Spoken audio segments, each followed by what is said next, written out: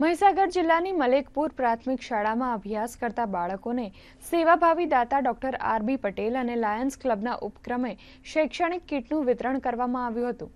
જિલ્લાની 130 શાળામાં ધોરણ 1માં પ્રવેશ મેળવી રહેલા બાળકોને દફતરનું વિતરણ કરવામાં આવ્યું હતું તેમજ અન્ય વિદ્યાર્થીઓને ફૂલસ્કેપ નોટબુક સહિત શૈક્ષણિક કીટનું વિતરણ કરવામાં આવ્યું હતું તેમજ ચોમાસાને ધ્યાનમાં રાખતા કાચા મકાન ધરાવતા જરૂરિયાતમંદ પરિવારોને તાડપત્રીનું વિતરણ પણ કરવામાં આવ્યું હતું।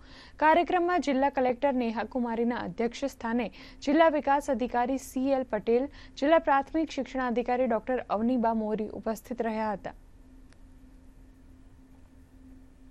છેલ્લા 15 વર્ષથી આ જે શૈક્ષણિક કીટ અને બાળકો માટે સ્વેટર વિતરણ અને તાડપત્રી વિતરણનું હું કાર્ય કરું છું।